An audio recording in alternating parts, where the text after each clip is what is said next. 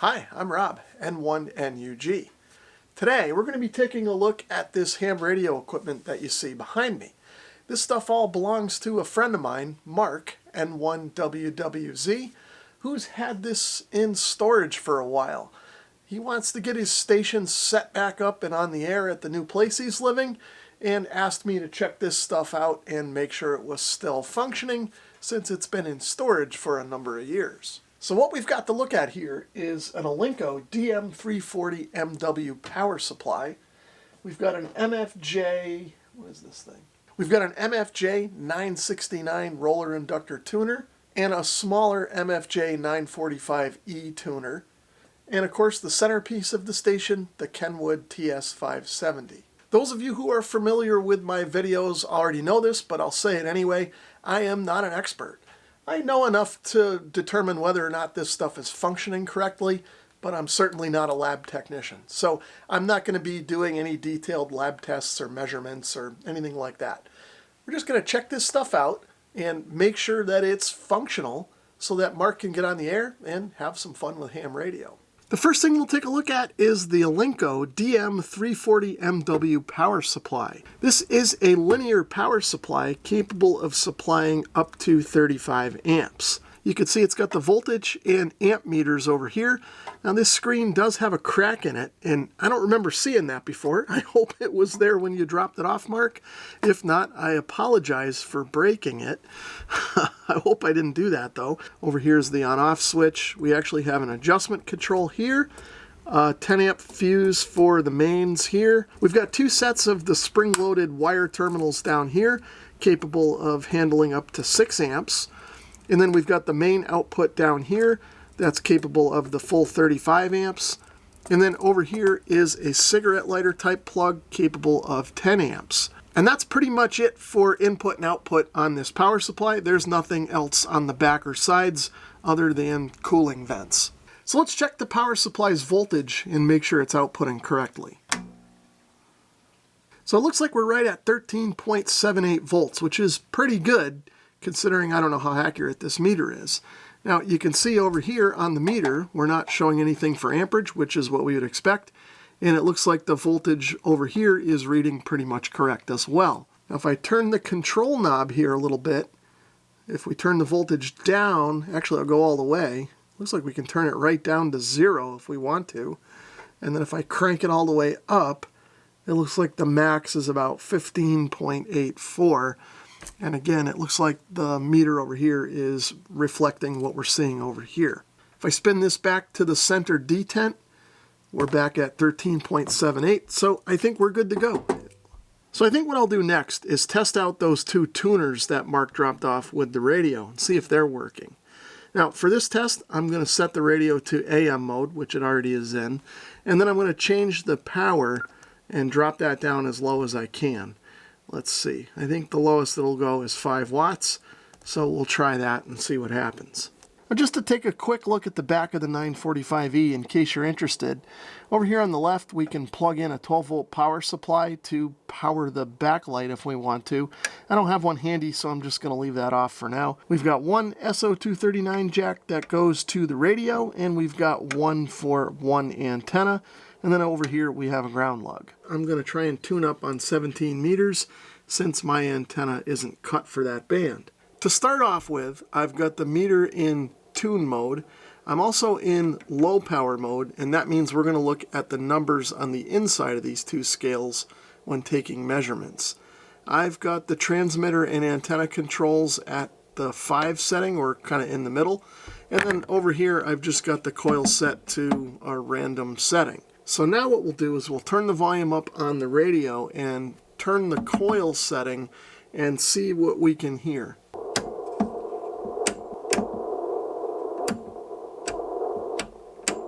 So it looks like position A is where we want it. Now that we've got maximum noise on the inductance setting, we'll do the same thing for the transmitter and the antenna controls, although sometimes I don't really hear much of a change when tuning this on receive. Actually, right about there in the middle sounds like the best. And again, if I spin this around, I don't hear much. So I think what I'll do is turn the volume down and we'll key up and see what kind of a reading we get with these settings. That actually didn't look too bad. The needles were crossing somewhere between 1.8 and 2.0. But I think we can touch these controls up and do a little bit better. So I'll start off with the transmitter control. You can see that jumped way up. It jumped way up there. So I'm going to leave it, I guess, more or less in the middle. We'll go over to the antenna control. And you can see that kind of bottoms out right about there. And then we'll kind of tune this again just to make sure. And I think we're right about at the minimum. And then just for reference, we'll take a look at the SWR meter on the radio, and you can see that's down at 2 bars. So I would say that that MFJ-945E tuner is working just fine. So now we'll try out the MFJ-969. Of course, over here we have another cross needle display. Over here we've got the transmitter and antenna controls. These are variable capacitors. And then down here we've got the antenna selector switch. It looks like there's 2 positions, coax 1 and coax 2. We've also got balance wire option here, and it looks like there's even a built-in dummy load. Over here is the switch for the backlight. If we want to power that up and turn that on, we can. This switch selects between 300 watt mode and 30 watt mode. And then over here we can change between peak and average mode. And then over here on the right we have the control for the roller inductor. Now the nice thing about these roller inductor tuners over the selectable coil, like the 945 we just looked at, is the fact that you can keep the transmitter keyed while you're changing the inductance. You really can't do that on the other style of tuner. And if we take a quick look at the back of this tuner, here's the SO239 jack for coax 1, coax 2, and then the connection to the transmitter. This, of course, is the jack for the 12-volt power supply for the backlight. And then over here we've got 3 terminals. This one here, I guess, is for what I'd call a random wire, single wire antenna. And then these 2 are for a balanced feed line. Now, I'm not entirely sure why this shorting wire is here between the wire terminal and one of the balanced line terminals. Now, I'm not going to be running any balanced feed line in this test, and I don't think Marc will be using it in his station either.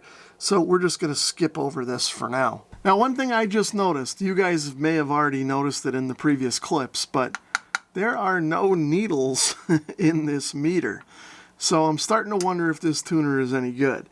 I think what we'll do first is put this thing on the dummy load setting on the bypass side, meaning that nothing will go through the tuner itself. It'll just go directly from the coax to the built-in dummy load. And we'll key the radio up and check the SWR on the meter inside the radio. And if the dummy load is there and working, it should be 1-to-1. Let's see what happens. And luckily, it looks like that's what we're getting.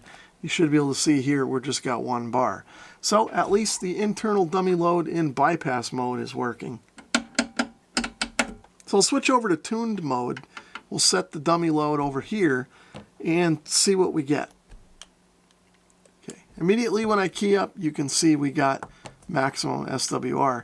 So I'm going to play around with the controls and see if we can make a change. Okay, there we go. If I spin the inductor up to about 118 or so, the SWR goes down to 1-to-1. So it looks like the tuner is doing something. Now, just for fun, if I change these controls, it looks like they are affecting the SWR as I turn them. So I guess the tuner is working. We just don't have needles in the meter. So since the tuner seems to be working, I've switched this over to coax 1, which is where I have my antenna plugged in. Since we don't have any needle in the meter, and I'm only going to run 5 watts in the radio, I'm not going to worry too much about this power setting. We'll leave it on 300 watts. And then over here, again, with peak and average, since we don't have a meter, this isn't going to change anything. We'll just leave it where it is. We'll turn the volume up and we'll spin the inductor and see if we can get maximum receive noise on the radio. So it looks like the max I can go up to is about 125. So I'll start there and work my way back down. So if I tune down, it actually sounds like the receiver got a little bit quieter. So I think I'm going to go back up to where I was, right around 118 or so.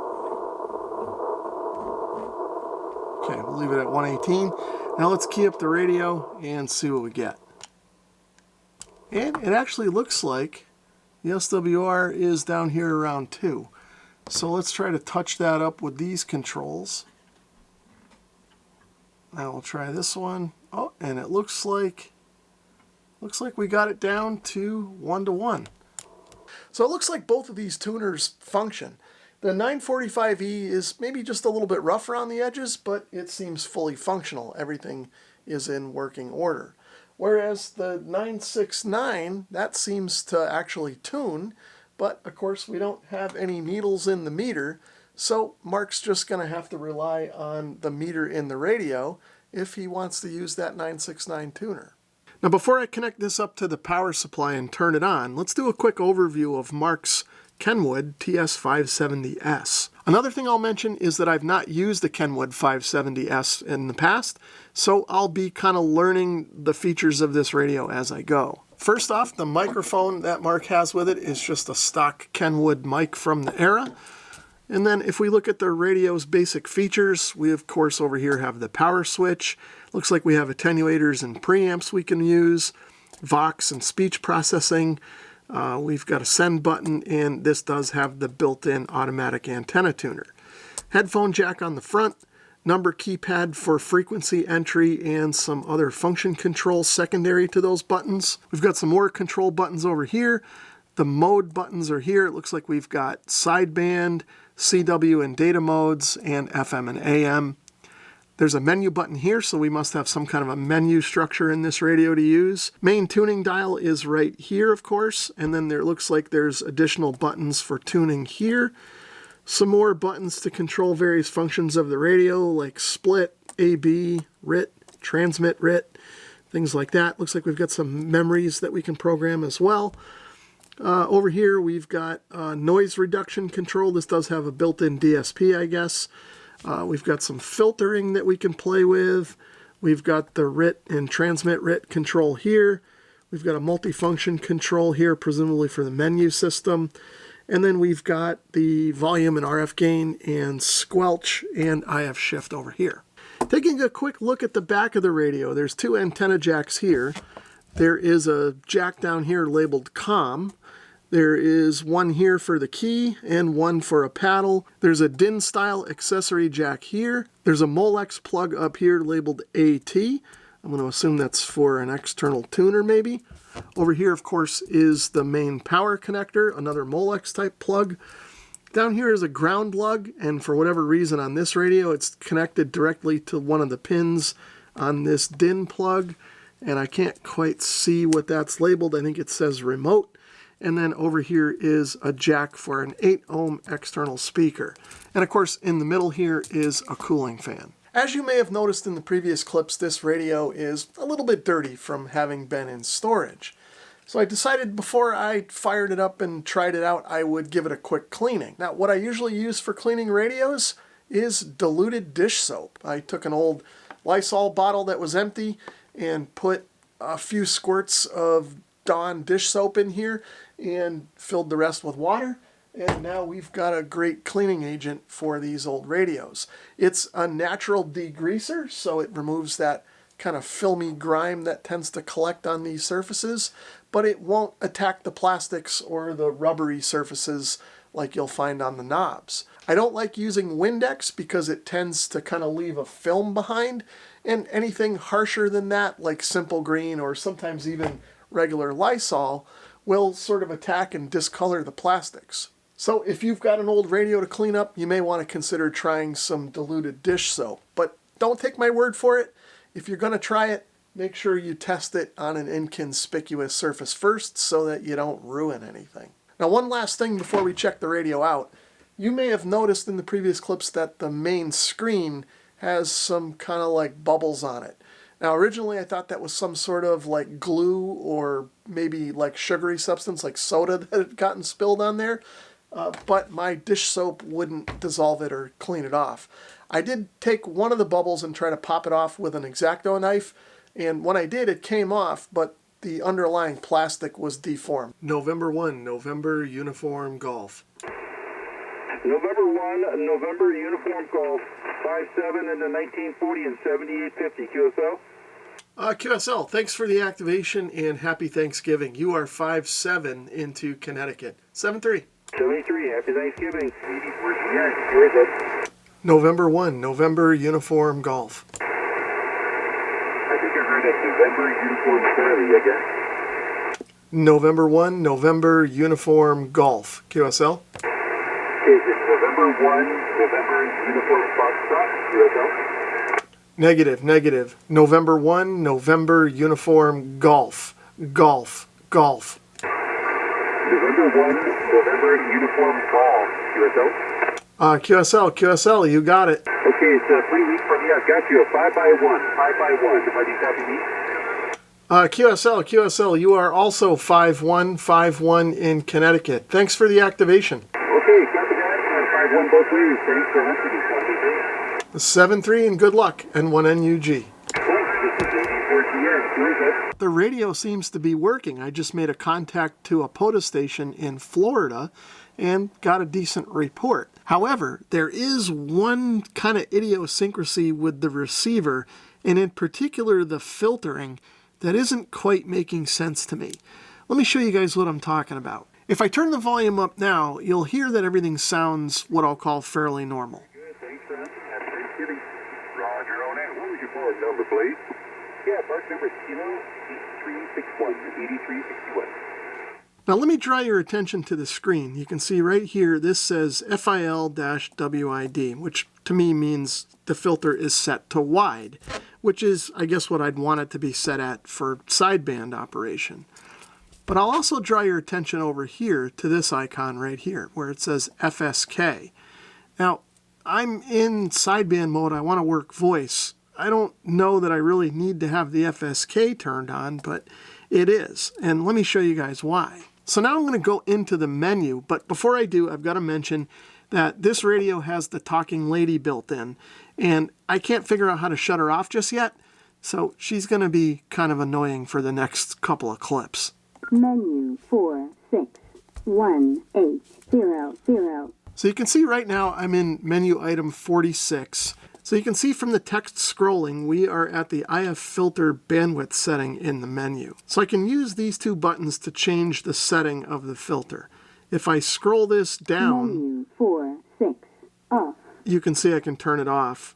If I go up, I can select a few different bandwidths. Menu 1800, 500, Menu or 4, 270. Menu 4. So I'm going to leave this at 1800 since that is the widest setting available and what we would want to use for general sideband operation. So now I'll use this control to go through some of the other menu settings. So now I'm at menu item 32, which is the filter bandwidth for digital operation. And you can see right now it's set to P. If I hit the down arrow, Menu you can see 300 is one of the settings. And now the audio is super narrow and hard to hear. If I scroll down to 1200, it sounds pretty much like it did when it was set to P. Now if I scroll down and turn it completely off, it sounds a little better than it did on 300, but still pretty muddy.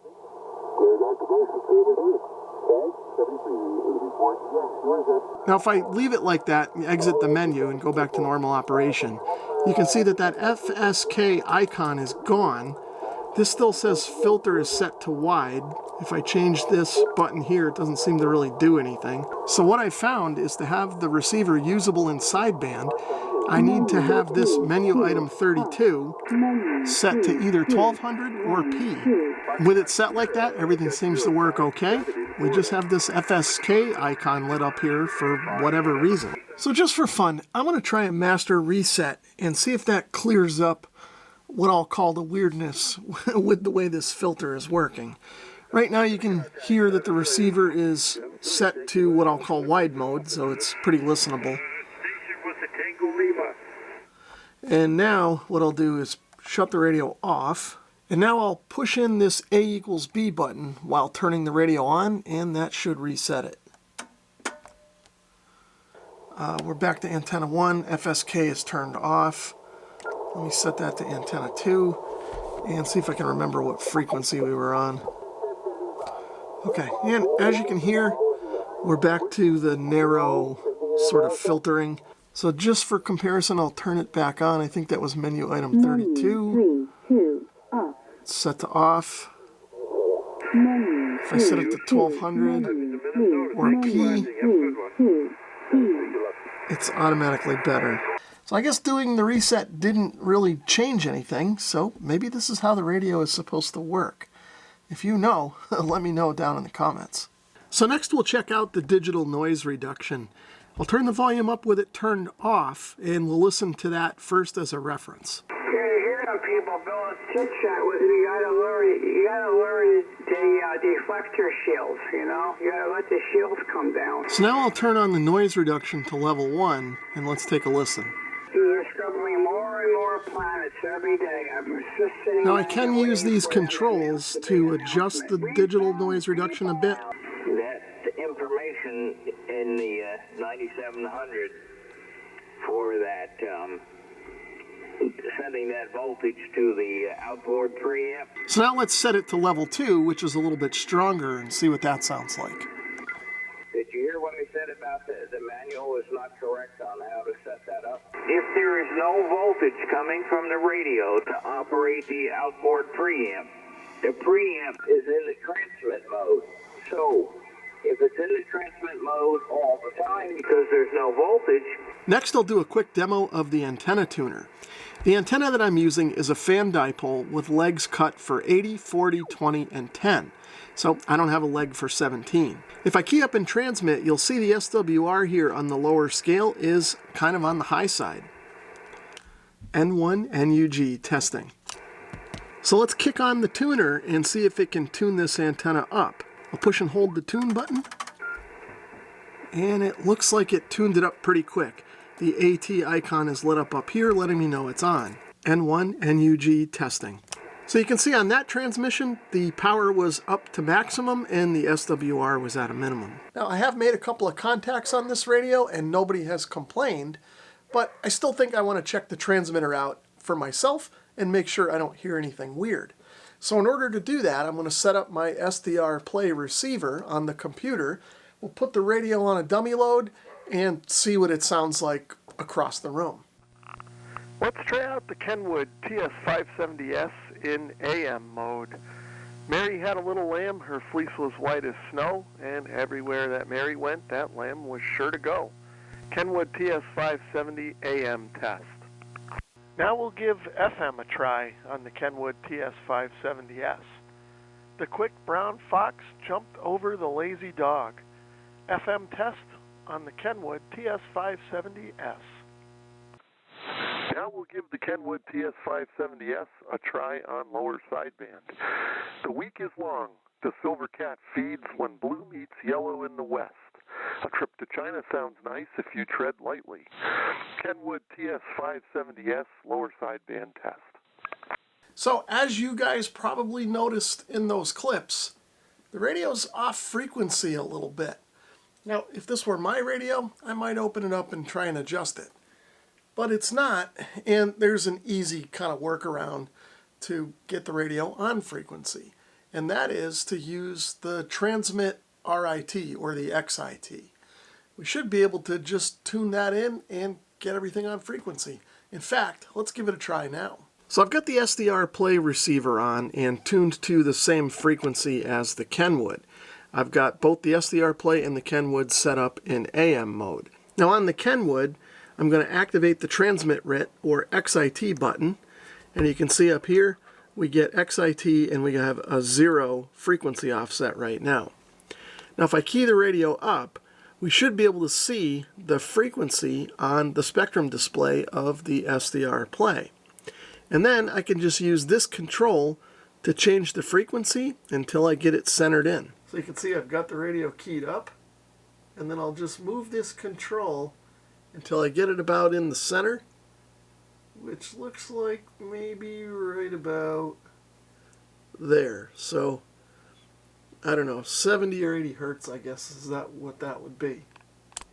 So now if I redo my transmit tests, the radio should sound like it's on frequency now.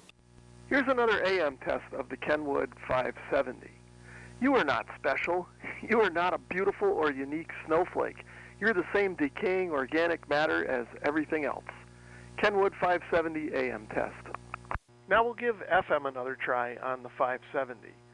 If you wake up in a different time, in a different place, could you wake up as a different person? Kenwood 570 FM test. Now we'll do another upper sideband test on the Kenwood 570. On a long enough timeline, the survival rate for everyone drops to 0. Kenwood 570 upper sideband test. And just for fun, we'll try lower sideband on the 570 one more time. Worker bees can leave. Even drones can fly away. The queen is their slave. 570 lower sideband test. So messing with the transmit RIT, or XIT, seemed to fix that off-frequency problem, and the radio sounded much better in the second transmit tests. Now you guys may have noticed, even on the second transmit test, that the AM audio was a bit pinched and maybe even a little bit muffly. Now that's not abnormal for a radio like this, a stock Kenwood of this era. The AM in these radios is just never going to be up to the standards of the true AM enthusiasts that are running the old tube gear or maybe the Class E stuff. But it is usable and functional on this radio if Mark wants to give it a try. So next up, let's do a power output test.